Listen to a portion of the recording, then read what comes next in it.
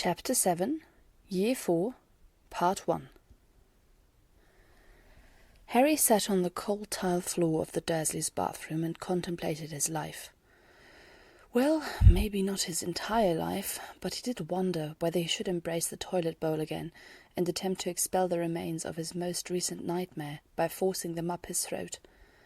Harry had had his share of freaky dreams. It tended to happen if you came into contact with basilisks, murderers, and dementors. But this one took the fucking cake. Let the innocent blood flow, let life be exchanged for life, let the sacrifice take true hold. Harry heard distant chanting, and his vision cleared only gradually. When it had, he found that he was looking at the world from a really strange perspective. He seemed to be small and held reverently in someone's arms. Harry knew this man. He'd done everything right. He'd done the ritual right.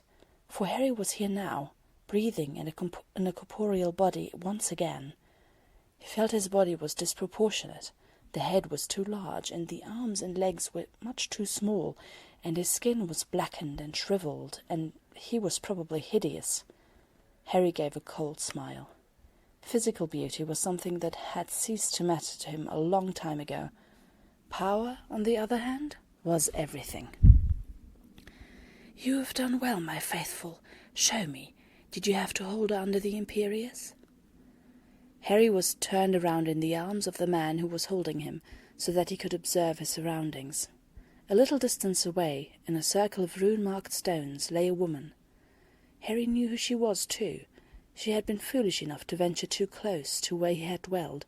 She had been unable to guard his secrets. And secrets she had held, some beautiful, powerful secrets. She could not have been allowed to keep them. Harry had to know everything. Her mind was left broken, of course, but he had only needed her body. A broken mind was vulnerable to possession. She was still there somewhere, inside that thick skull of hers. How far she had come from the nosy, infuriating female she had once been. Lying there naked in a pool of blood, her own and sacrificial, her face locked into an expression of utmost agony. "No, my faithful, I forbid you to kill her. She is not entirely useless. Perhaps it will serve me yet. Someone has to tend to me while you are away on your mission." Harry preferred her like this, an empty-minded marionette. No doubt, if she could, she would have struggled against being a host to Harry as he travelled to the land where he'd once failed. She was but a vessel. Harry was not interested in her little tantrums. She had served her purpose. Her womb and the seed within had been used in the darkest of magics. Unborn children had no minds to speak of, possessing, warping, twisting, owning. All a matter of a brief, nigh inexistent struggle, and then death. For one that dies, another one shall live. For the one with the power to survive, to crush another's soul, shall triumph. Harry would triumph. Harry would always triumph, for his power was unparalleled. All in all, it was not surprising that the first thing Harry did upon waking up was stagger into the bathroom and throw up. Afterwards he collapsed on the cool tile floor and tried to catch his breath. He was covered in sweat, and his scar was on fire, and he really, really wanted to forget his fucked-up nightmare and pretend that his subconscious had not come up with a bloodbath and a sacrificial altar and a horribly abused woman and the enjoyment that he'd felt from it all. When he was awake, Harry found absolutely no pleasure in the thought of other people's pain. He was not a sadist, and the idea of himself as spirit possessing a woman's womb, being born again as a hideous talking infant, and tearing the woman's insides apart in the process, made him want to hurl again. Harry would not be going back to sleep that night. In fact, he'd rather not venture too far away from the bathroom. A month later, Harry and Neville sat at the breakfast table in the Longbottom Manor and tried to digest the news of the violence at the Quidditch World Cup. Neville's hand trembled as he put the Daily Prophet down, and Harry sighed, feeling deeply unsettled too. Over the past few years he had got so used to viewing the Wizarding Daily as a highly dubious source that when it reported a Death Eater march at the World Cup, he'd at first thought it made a mistake. Or a hoax. Or a delusion. There had to be a lot of deluded people in the government for the likes of Malfoy's dad to have them wrapped around his finger. And yet Harry had the odd gut feeling of something sinister stirring in the shadows, as if there was a puzzle being laid out and he was failing to decipher its design. "Bet you're glad now that you're not at the cup, though," Neville said in a transparent attempt at lightening the atmosphere. Harry snorted. It did not sound particularly dignified. Not's comments about decorum and purging your inner muggle came to mind, but Harry didn't care. As a matter of fact, even if Dumbledore's fears did appear to be justified, he still resented the old man's interference. He had been really looking forward to the World Cup, and to hanging out with Blaise and Millie and Padma and the others, except Dumbledore had sent him a letter, ever so politely urging him to decline such offers for reason of safety, which probably meant that Dumbledore didn't want him going about unsupervised again. Harry could probably have gone away anyway, except then he'd have had to deal with Dumbledore's displeasure, and, well, if the confrontation with Sirius Black had taught him anything, it was to prepare for battle before you jumped into one. "Harry?" "Yeah?" Neville waved his hand at the newspaper. "I have a really bad feeling about this." "I'm sure everyone has a bad feeling about this," Harry pointed out reasonably. "Well, except for the Death Eaters." Neville frowned at him. "You could be a little less flippant, you know. It's serious. If the Death Eaters are regrouping, they might start doing evil shit, yeah. Seems like they've begun already. Juggling muggles in the air? That's sick." "Yes, it is," Neville agreed. "And just, please don't talk about Death Eaters lightly. It's not something you can joke about." "Sorry," Harry sighed. He supposed he and Neville had different coping mechanisms. Any mention of the Death Eaters or the war would plunge Neville into a solemn mood, which was not a surprise considering that his parents were confined to St. Mungo's as a result of some permanent injury inflicted by Voldemort's servants. Harry was not clear on the details, but he knew that Neville went to see his parents sometimes, and that the situation pained him greatly. He'd learned that being open about your emotions would not necessarily bring you sympathy. Admitting to a sensitive topic in Slytherin amounted to inviting people to hit you where it hurt. "Sirius Black was your parents' secret keeper, Potter. As soon as they performed the charm, he went to the Dark Lord and spilled the beans. Then, whoops, your parents are dead. Very tragic, don't you find?" Of course, it helped if you could have the offender conveniently silenced by Parseltongue-activated furniture. Even though the Slytherins were aware that Sirius Black was a painful subject for Harry, the man had gone unmentioned ever since that incident with Malfoy. However, Harry was still uncomfortable just thinking back to that day, because, he'd nearly strangled a classmate. He'd really rather never have a repeat of that. Controlling his emotions and not letting them rule him was something Harry had resolved to work on ever since his disastrous confrontation with Sirius Black. He winced just thinking of that encounter. "One day I'll hunt you down and kill you." God, just how melodramatic could he make himself sound? No wonder Sirius Black hadn't been impressed. Either way, Harry's revengeful statements couldn't amount to much, since the man was innocent of the crimes he'd been accused of. Not that Harry felt Black was innocent. He knew it intellectually. In retrospect, Black's behaviour all throughout the year made much more sense if he'd been trying to kill Ron Weasley's rat and not Harry. Besides, there had been Peter Pettigrew's corpse to prove Black's claims. All the same, Harry now wished he'd have requested to see that blasted corpse, because he had no image in his head to attach to the real murderer, and instead only Sirius Black's deranged expression kept popping up, even 3 months later. And it was a highly unpleasant memory. Harry didn't know whom he was angrier with, Black or himself, but he'd still not made his peace with the defeat at the man's hands. And, he was probably being immature about this, But he had yet to tell any of his friends about Black's innocence. He should, really. And he would, soon. However, telling them about it would involve bringing up Harry's inability to defend himself when confronted by Black, and he wasn't ready to talk about it until he'd worked through it in his own mind. He could already imagine Hermione going, "Didn't I tell you to study more?"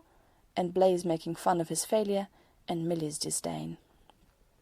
Fine. It would all be well deserved. Knowing it didn't mean he wanted to hear it from others in the immediate future. And at least he was striving to do better now. Instead of sulking, as he might have done last year, he channeled his frustration into the spells he practiced in solitude for most of the day. It was great to be in a magical household. The Ministry could not detect who was performing magic, adult wizards or underage kids with a trace on them. Harry took full advantage of that loophole to go through the book of rather nasty hexes that Blaise had sent him for his birthday. Harry had recognized straight from leafing through the book that Neville was not going to like the content. Most spells seemed to be questionable and certainly not in the Hogwarts curriculum. Therefore, he had decided that what Neville didn't know couldn't hurt him, and disguised the cover as a monograph on the depiction of Animagi in Pushkin's Tale of Tsar Sultan. He spotted that book in the library at the Longbottom Manor, and figured that, while Neville might find it strange that Harry was interested in such a title, at least he'd hardly opened the book himself, so Harry's studies would fly under the radar. Neville in the meantime retreated to the greenhouses. By silent agreement they both decided to give each other some space to digest the morning's news, as to avoid taking out their moos on one another. Hogwarts welcomed Harry back with the usual start-of-term bustle, the surprise announcement of the Triwizard Tournament, and the introduction of a new defence against the dark arts teacher. 2 weeks later, most Slytherins still fervently wished that the post had been filled by anyone else than Alastair Mad-Eye Moody. "Who wants to go first? You, Malfoy. We'll start with you. Your father's told you all about what it's like, hasn't he?" Moody gave a really unpleasant smile and watched with keen eyes, both normal and magical, for his target's reaction. Malfoy was pale and almost shaking from anger. Nott wasn't in a much better state. Crabbe and Goyle were unperturbed, only because they lacked the basic brain capacity to process most of Moody's insinuations. And boy, there'd been a lot of insinuations. In their first defence class with Moody 2 weeks ago, Harry had been amazed as he watched Moody tear into the kids with suspected Death Eater ties. Perhaps it should have been expected. Moody's reputation for hating dark wizards was legendary, and his arrival had caused quite a stir in Slytherin. But Harry had still not believed it would be quite this bad. And now Moody was going to cast the Imperious Curse on all of them in turn, with Dumbledore's approval, and Harry was sure he wouldn't make it easy. Moody quite revelled in seeing Malfoy in particular taken down a peg. This was like being a Gryffindor in Snape's class or something. "Now stand up, boy! Imperio!" Harry cringed inwardly, watching Malfoy impersonate a ferret. This behaviour looked even worse when juxtaposed with Malfoy's perfectly groomed hair and neatly pressed robes. Pansy was biting her lip in frustration as she watched. When her turn came, she was overcome by the urge to clean. For someone who had probably never dusted once in her life, she did a mean job cleaning the blackboard with her silken handkerchief. Blaise shot an extremely alarmed look at Harry when Moody called for "Zibini!" and then, eyes vacant, proceeded to dance a spirited jig. Tracy Davis followed right after with an attempt to fly, using her book bag as a magical carpet. Theodore Nott did cartwheels while Daphne Greengrass recited some wizarding nursery rhymes. Well, at least everyone got to look like idiots together. "Potter, let's see how you fare. Imperio!" Immediately Harry was filled with a nice floating feeling. All his worries seemed to sink into the background. There was no need to trouble himself with thinking. Now, if he only listened to the friendly voice in his head that told him to sing the Hogwarts school song, everything would be absolutely perfect. Harry had already opened his mouth, ready to start, when he was stopped by a vague feeling that he did not, actually, want to sing right now. The voice got more insistent. "Sing!" it demanded. But the more Harry considered it, the less he felt like complying. The happy, careless feeling was dissipating too. He was getting the impression that not everything was entirely right with that voice.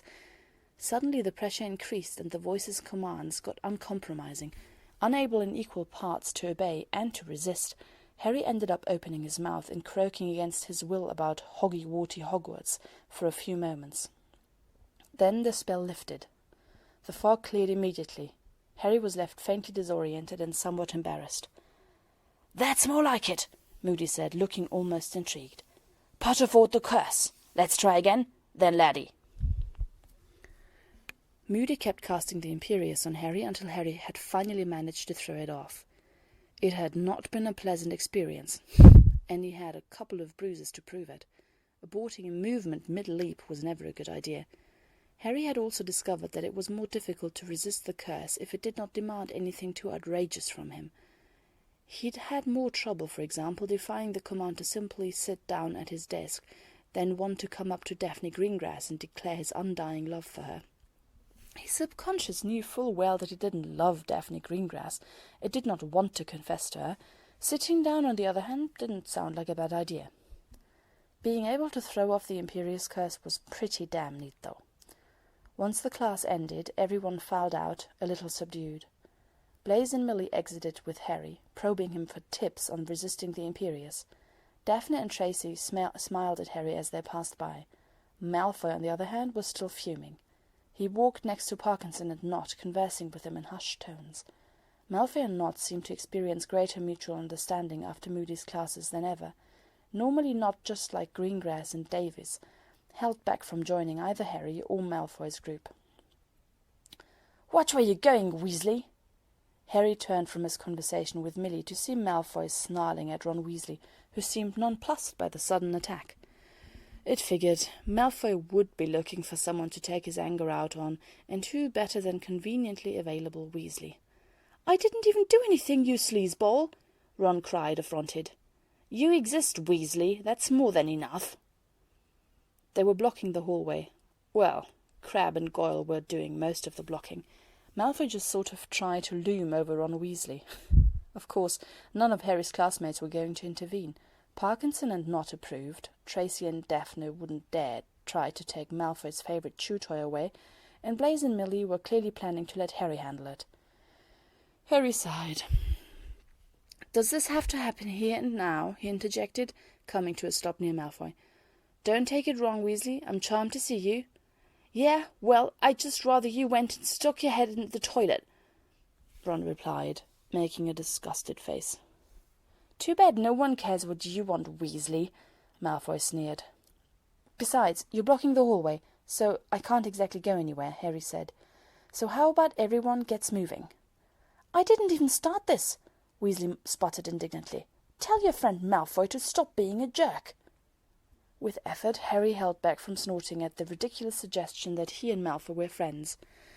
They had Slytherin public unity to blame for that misconception on Weasley's part, but Harry hadn't even explained the intricacies of Slytherin politics to Neville and Hermione, so he definitely wasn't going to start reassuring Weasley.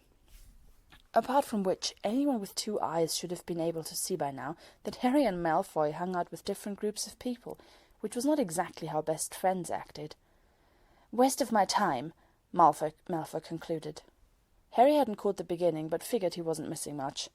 "Vince, Greg, let's go." Now that Malfoy had told his pet Neanderthals to stand down, traffic in the corridor resumed. Harry waved to Neville and Hermione as he walked past, hurrying to the next class. "I'm so looking forward to seeing the Scroots again, aren't you?" Blaise said brightly. "Oh, yes," Harry agreed. "They make my days worth living." "Do you think Warrington will actually try to enter the Triwizard Tournament?" Millie asked, changing the topic. Harry shrugged. "He said he might. I don't speak to him much outside of Quidditch, and there's none of that this year." "I'd rather support Warrington than Diggory," Millicent said, scowling. "Cedric isn't bad." "He's a Hufflepuff." "Millie, Harry's made us hang out with a mudblood," Blaise uttered dramatically. "What makes you think he'll draw the line at a Hufflepuff?" What indeed? Harry was looking at the freshly arrived Beauxbatons and Durmstrang students in interest, wondering where they would sit. The Durmstrang lot seemed better adjusted to Scottish weather than the Beauxbatons students in their silk uniforms, but then again the Durmstrang ones were wearing fur. That had to be pretty damn warm. Harry's gaze kept wandering to a really tall and beautiful Beauxbaton girl with long blonde hair. He was quite sure he'd never seen anyone so attractive. She didn't seem too thrilled to be at Hogwarts, though. While the Durmstrang lot appeared impressed by the enchanted ceiling and golden dishes, the girl kept gossiping with her friends and wrinkling her nose in distaste. Lost in his contemplation of the beautiful French girl, Harry almost missed it when the Durmstrang students approached the Slytherin table, choosing to sit there. "Hello, I'm Draco Malfoy," Malfoy said, leaning over from his seat to extend a hand to Victor Krum. The blonde looked positively delighted to have the Durmstrang people at their table. "I hope you enjoy your stay at Hogwarts." Harry observed in interest. From what he'd heard about Krum, he was an exceptional seeker. He'd caught the snitch at the Quidditch World Cup finals too. Had Harry gone, he would have seen Krum in action. Up close, the guy did not look handsome enough to justify the way girls all over the hall were sighing over him. He had a large nose, thick eyebrows, and a rather awkward manner to move for someone reportedly fluid in the air. "Hello," Krum replied, shaking Malfoy's hand. "I'm Victor Krum. It is very good to be at Hogwarts." He turned to look at Harry. "And you are Harry Potter?" "Yes." Harry smiled at the expression on Malfoy's face, impotent fury mixed with jealousy. "It's nice to meet you too. I didn't realize you were still at school, to be honest." Krum nodded. "Many people do not," he answered. Everything he said came out in a rather serious, gravelly voice, but Harry was pretty sure the accent was to blame for that. "I miss a lot of classes. At Durmstrang they make special agreement for me."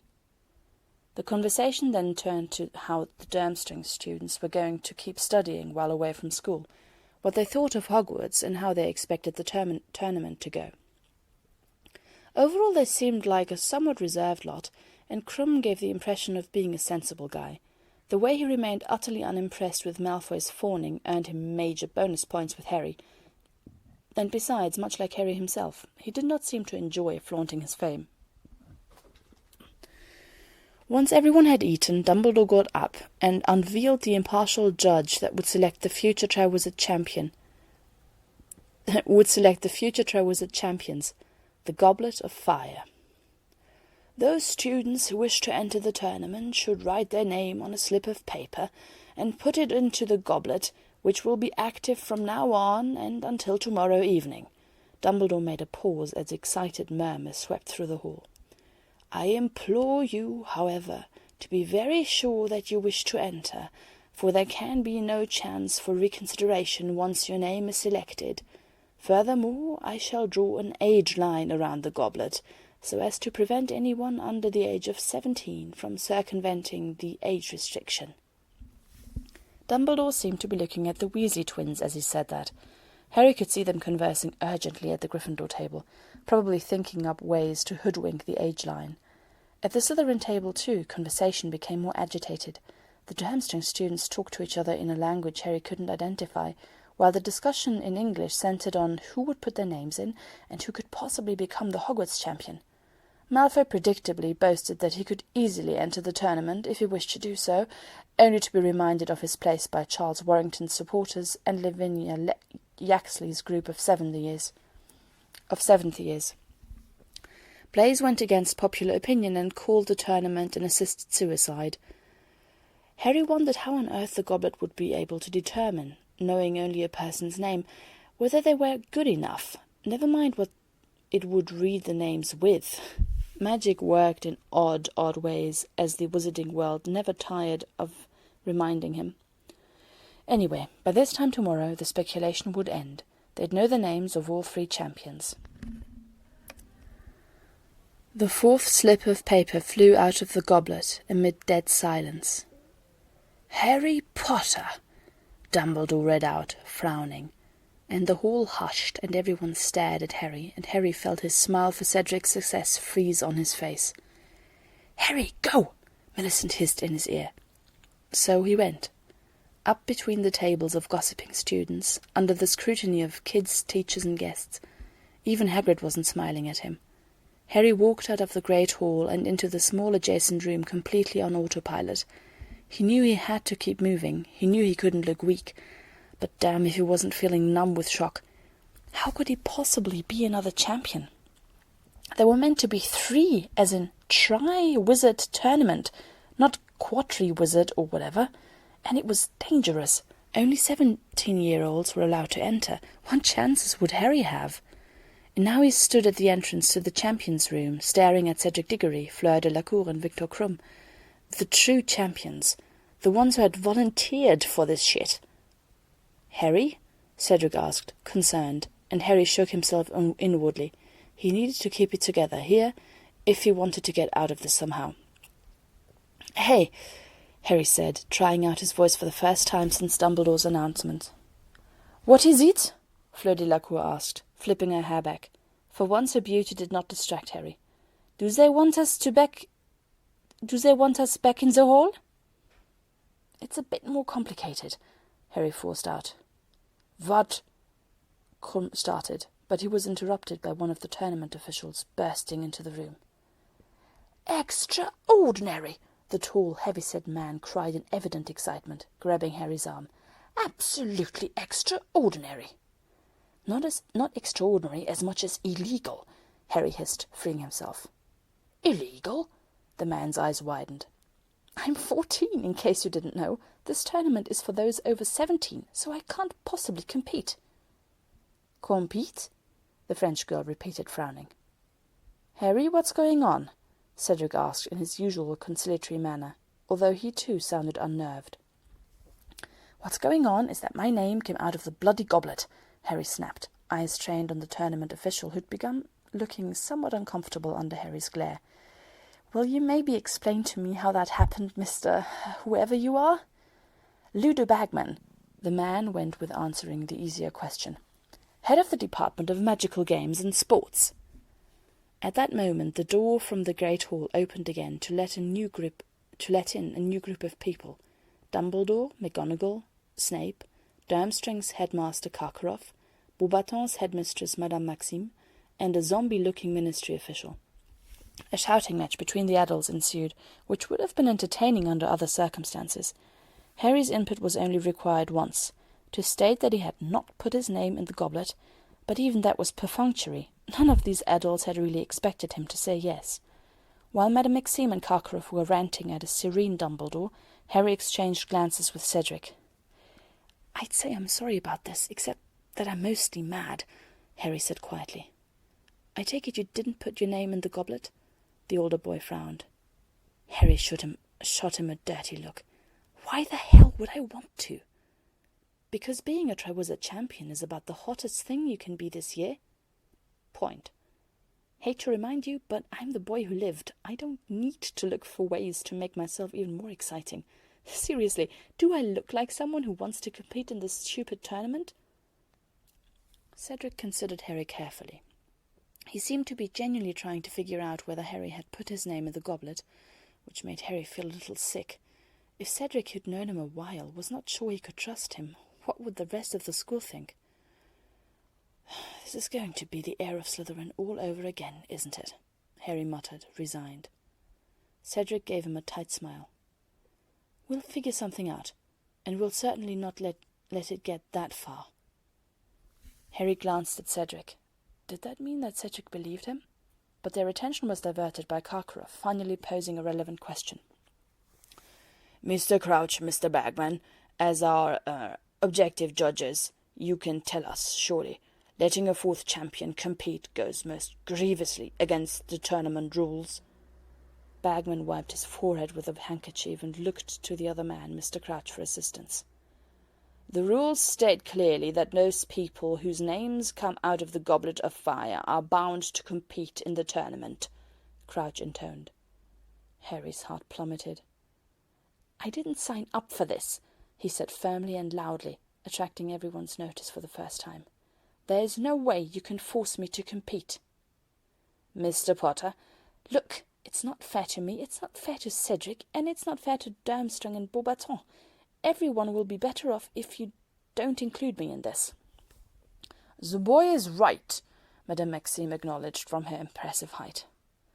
I demand that the goblet is taken out again and my students are allowed to resubmit their names, Karkaroff insisted. If the Potter boy gets to participate, my school should get 2 champions as well. I've just said I'm not going to compete. I'm afraid you must, Harry, Dumbledore said solemnly. From the moment your name came out of the Goblet of Fire, you have entered into a magically binding contract. Oh, really? That's hugely reassuring. Potter, Snape growled. Enough of your cheek. Harry rolled his eyes. Dumbledore sent him a reproachful glance. But really, what had he been expecting? This is ridiculous, Karkaroff hissed. I have half a mind to leave now. Empty threat, Karkaroff, Moody's voice said from the doorway. Harry noticed the way the Durmstrang headmaster tensed up at once. Snape, too, seemed quite uncomfortable in Moody's presence. Moody then proceeded to unveil his accusation that someone was trying to endanger Harry by forcing him to participate in the tournament. It was all a bit too much to process at the moment, but Harry filed the idea away for later consideration. "Well, I say we give the champions their instructions for the first task," Ludo Bagman cried jovially, rubbing his palms together. It was as if the situation didn't faze the guy at all. "Barty, want to do the honours?" Harry listened as the aloof ministry official Barty Crouch related the rules for the first task. Fighting the unknown didn't seem like a good idea to Harry, so he resolved to find out as much as possible about the challenge in advance. People started leaving soon after Crouch was done. Fleur de la Cour departed with Madame Maxime, and Krum with Karkaroff, all of them looking highly dissatisfied still. Harry had only time to say, "Harry, Cedric, I suggest that you go up to bed," before Snape interrupted him. "Actually, I want Potter to come with me." Snape looked well and truly furious. His dark eyes glittered with anger, and his lips were opened in a half-snarl, revealing an uneven row of yellowing teeth. All in all, he looked rather frightening, in a rabid beast-out-of-control sort of way. "Of course, Severus," Dumbledore replied. "Good night, Harry." Harry threw a dark glance at Dumbledore, who had the nerve to smile at him in a grandfatherly fashion, and nodded to Cedric in farewell. "Bye, Cedric, it was nice knowing you. Too bad my head of house is about to kill me dead." Professor Snape had, however, waited until his office to start on Harry. "Now, Potter, do enlighten me. What on earth possessed you to put your name in the Goblet of Fire?" Harry frowned, refusing to flinch away from the professor's heavy glare. "I didn't put it in." Snape's eyes bore into Harry's relentlessly, as if the man expected to dig the truth out of Harry's skull that way. "I didn't put my name in the goblet." More of that accusing, penetrating stare. I honestly didn't. Why would I want to? I don't know enough to compete. I'm just beginning my 4th year. I know I can't do this." He was not having a breakdown in front of Snape. He was not doing this right now. Right now, not here. Harry averted his eyes and took a few deep breaths.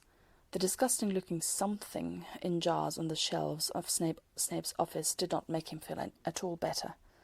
When he glanced back at his head of house, the man was surveying him with a frown. "Very well, Potter. Perhaps you did not put your name in the goblet." Harry didn't think he was successful in concealing his amazement, but at least he'd managed not to gape. Did Snape, the man who'd always really disliked him, just say he had believed Harry? "However," and here the potions master's look turned menacing once again, "this means that somebody else submitted your name, probably under a false school, making sure that you would be selected. Now, this might be a case of hero worship for the boy who lived." Snape's lip curled in a sneer. "Or that paranoid maniac Moody might be right. It is possible that someone entered your name in full awareness that you cannot be expected to compete based on your current skill. Does that bode well for you, Potter?" Harry's mouth was dry. "No, sir." "Indeed. The Triwizard Tournament is not as dangerous as it used to be in the bygone days, but accidents can still happen, especially since none of the tasks are to be conducted in a particularly controlled environment. Do you understand what I am telling you, Potter?" "That I'm toast. I have to be careful, sir." "You have to be more than careful, you imbecile. Someone in this school possibly wishes you enough harm to guarantee that you risk your life thrice before the school year is over. Be on your guard at all times, Potter, or else be prepared to suffer the consequences." Harry nodded, dully gazing at the stone floor of Snape's office. If Snape of all people was warning him, the situation had to be pretty dire indeed.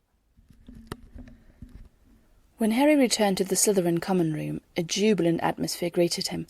A great many students were milling about, gossiping excitedly and drinking butterbeer.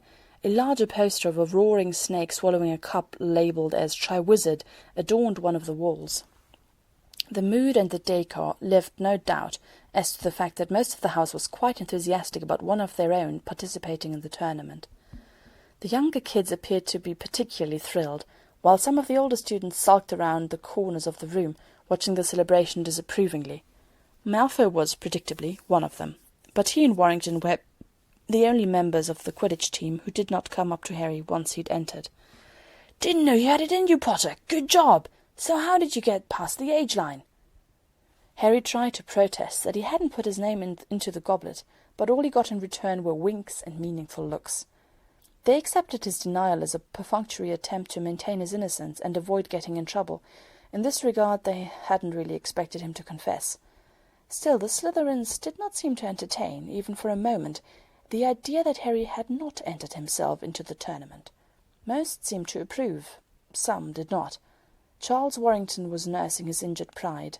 A measly fourth year had managed to get into the tournament where he'd failed. Popular seventh-year girl Lavinia Yaxley sneered and said that Harry was bound to get crushed in the tournament and bring disgrace to Slytherin.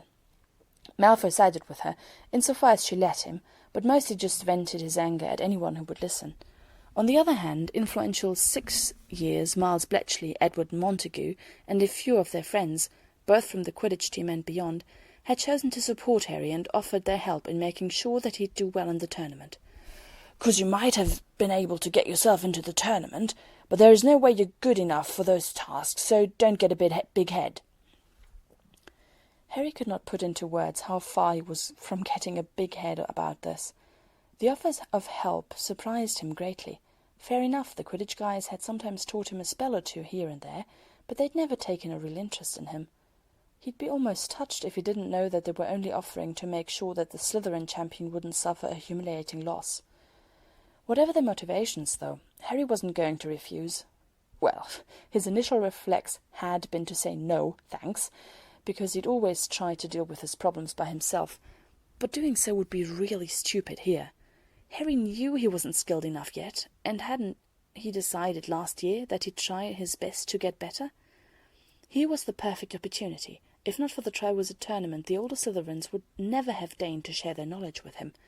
With their help, he might not only survive the tournament, but also go a long way to becoming stronger. There was the silver lining he'd been looking for. It took Harry a while to get through the throng of curious students and make his way to his couch where Blaise and Millie were waiting. "Ah, he returns," Blaise cried, feigning a fainting fit. "The sun is shining so brightly out of your arse I can hardly look at your brilliant self." "Then don't," Harry advised, wondering what this greeting meant exactly. It was always hard to tell with Blaise when he was genuinely angry. He had perfected passive aggression into an art form. "Mind explaining yourself?" Millie snapped, narrowing her eyes. "I didn't think you wanted to participate in the tournament." "I don't," Harry said, ire rising again. "I have no idea how my name ended up in that stupid goblet." "Shh," the upholstery snakes hissed comfortingly as he sat down on the couch. "Of course you don't want to compete," Blaise agreed. "You've never seemed suicidal to me." Harry frowned at him. He was too wound up for word games. "Does this mean you believe that I didn't put my name in the goblet?" he asked bluntly. "I'll believe anything you say, Harry," Blaise said, putting a hand over his heart. Millie whacked Blaise on the head with a pillow, disregarding indignant hisses from the snakes. Then again, she didn't know what they were calling her exactly. "Stop being such a clown," she demanded. "This is a serious situation. Harry, do you have to compete even if you don't want to?" "Dumbledore said it's a magically binding contract," Harry scowled. "Whatever that means." A thought suddenly occurred to him.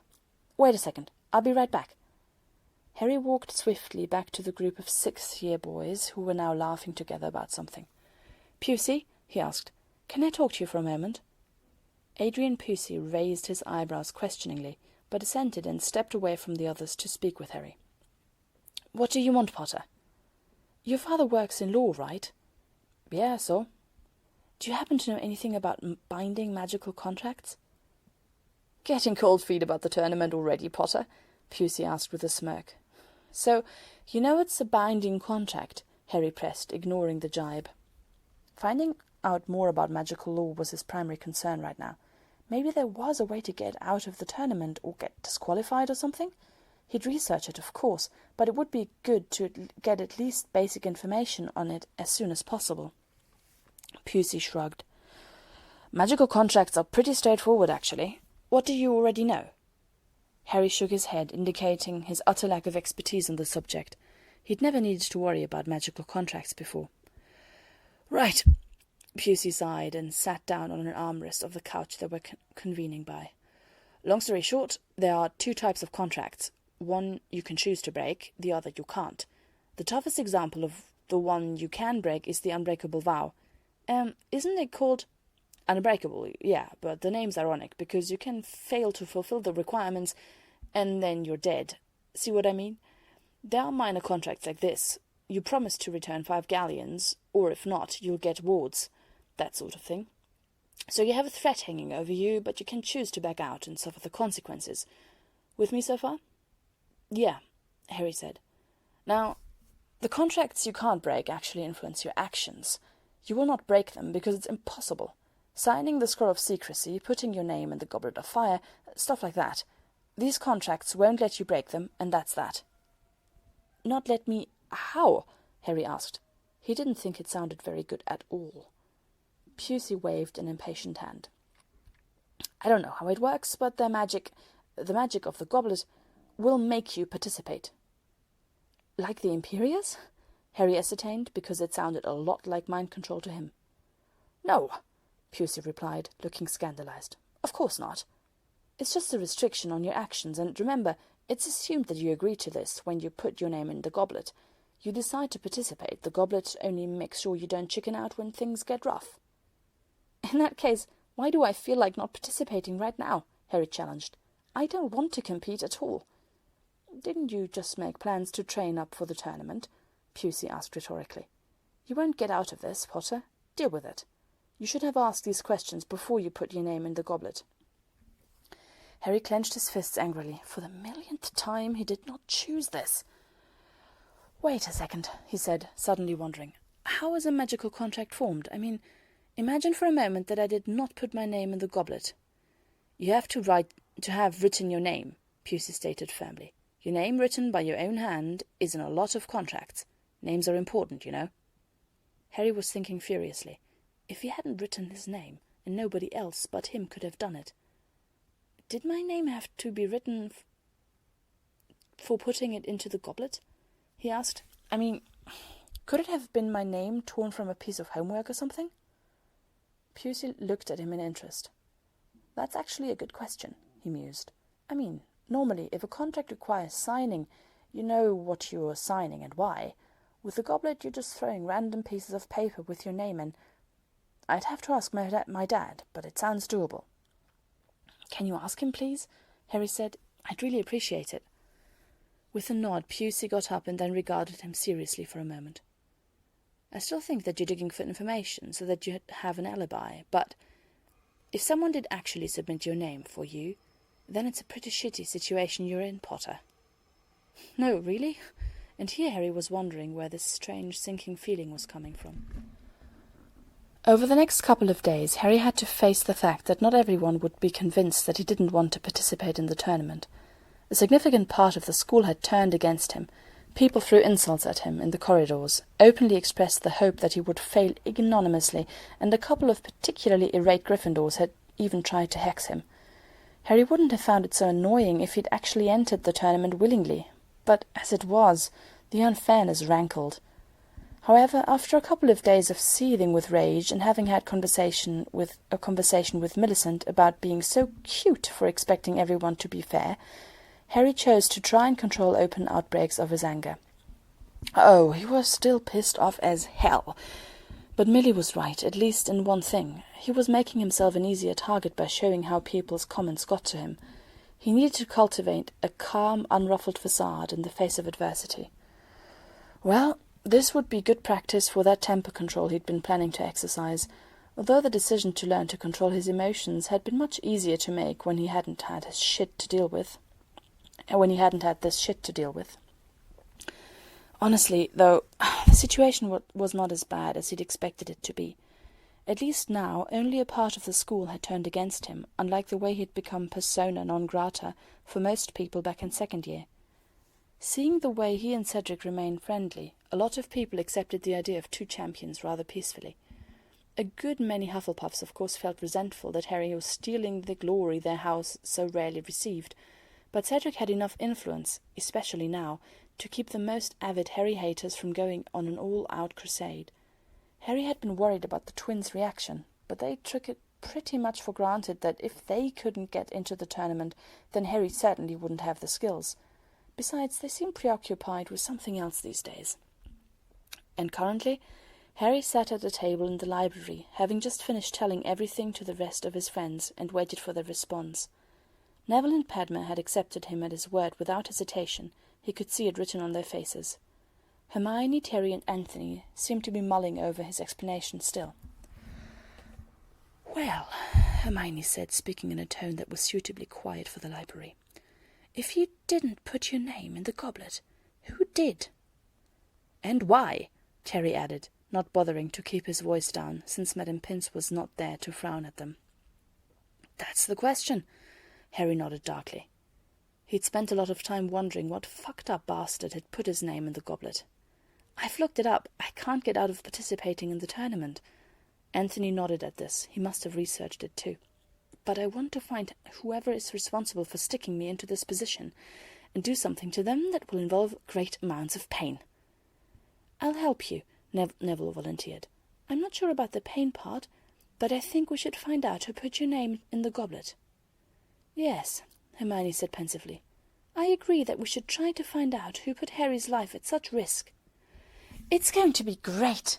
Padma clapped her hands, beaming. "Just like her own murder mystery. I love those." "I'd prefer if you enjoyed them at someone else's expense," Harry muttered. "Schadenfreude," Anthony said. "Bless you." "Never mind," Anthony sighed. "So, who could have done it?" "Or had the motive," Terry added. The six of them spent the next hour going through all possible suspects in the crime. The only fact they knew for certain was that the culprit was over 17 years of age. There were also minor requirements, being strong enough to confound the goblet and having access to Harry's homework, but these were really difficult to measure. Who knew how strong any average student was?